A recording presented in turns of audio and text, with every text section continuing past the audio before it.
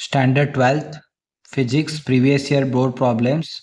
Topic name magnetic material. Okay, there's a first question. A bar magnet of moment of inertia is 500 grams cm square, oscillates with time period 3.142 seconds in horizontal plane.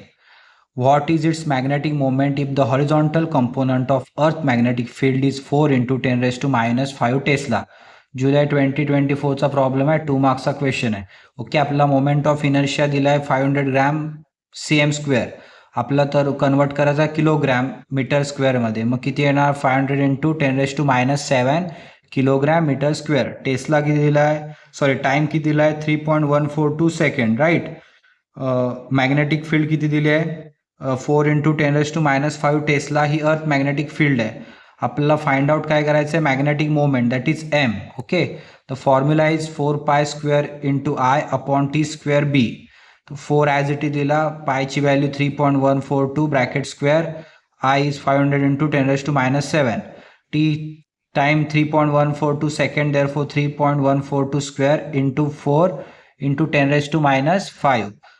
This one get cancel, 4 get cancel. Okay, therefore 500 into 10 raised to minus 7 into 10 raised to plus 5. Why? minus 5 वरती गेल्यावर काय होणार?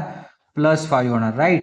Remaining काय राहणार? m is equal to 500 into 10 raised to minus 2 ampere metre square किंवा 5 ampere metre square.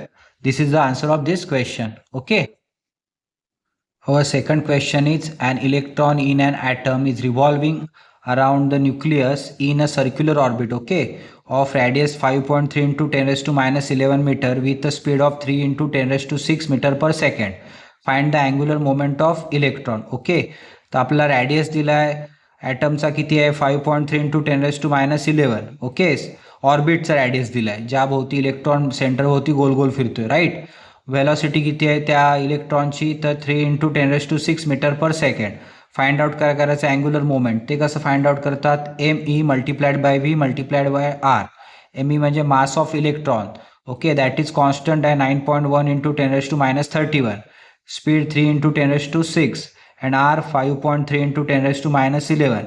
So आपण काय करूया? 9.1 and 3 चं मल्टिप्लिकेशन करूया. दॅट इज 9 3 1 जा 3, 9 3 जा 27.3, right, into 10 raise to minus 11 plus 10 raise to minus 13. ह्यांचं काय होणार? 10 raise to minus 42, right, into 10 raise to 6,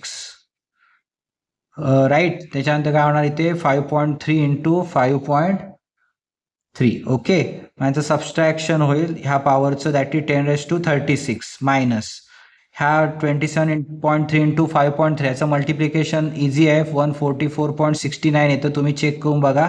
तर आपण डेसिमल पॉईंट समजा कमी केले तर येते किती? 14.469. Okay, into 10 raise to minus 35. एक डेसिमल इकडे शिफ्ट झाला, मग 36चा 35 झाला kilogram meter square per second. This is the answer of this question.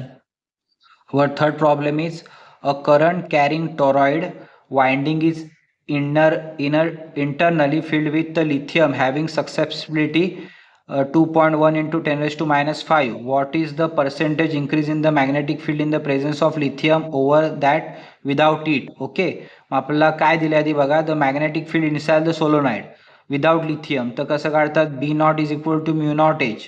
The magnetic field inside the solenoid with lithium कसं काढतात? B is equal to mu H. ह्यावरून आपण formula काय डिस्क्राईब केला? B minus mu not upon mu not is B not is equal to mu minus mu not upon mu not. हा सक्सेसिबिलिटीचा symbol आहे. तुम्ही एक संबोधू शकता त्याला, ठीक आहे. आपला पर्सेंटेज पाहिजे म्हणून आपण हे दोन्ही सेम आहेत, याचा ही व्हॅल्यू ह्या सर्व व्हॅल्यू सेम आहेत, इज इक्वल टू मध्ये साइन असल्या कारणाने. मग आपला पर्सेंटेज किती इन्क्रीज होतं काढायचं म्हणून ह्याला 100ने मल्टिप्लाय करायचं. पण ह्याची व्हॅल्यू काय आहे? 2.1 into 10 raise to minus 5 there into 100 because there is 100 means 10 raise to 2. Okay, 10 raise to 2 and 10 raise to minus 5चं सबस्ट्रॅक्शन होणार, that is 10 raise to minus 3. Okay, this is the answer. But अजून simplify करू शकतो. 3 zeros आहे तिथे, तर आपण shift करू शकतो. असं 21 एक 0 इकडे गेला, 0 2 and third one, that is 0.0021%. This is the answer of our question.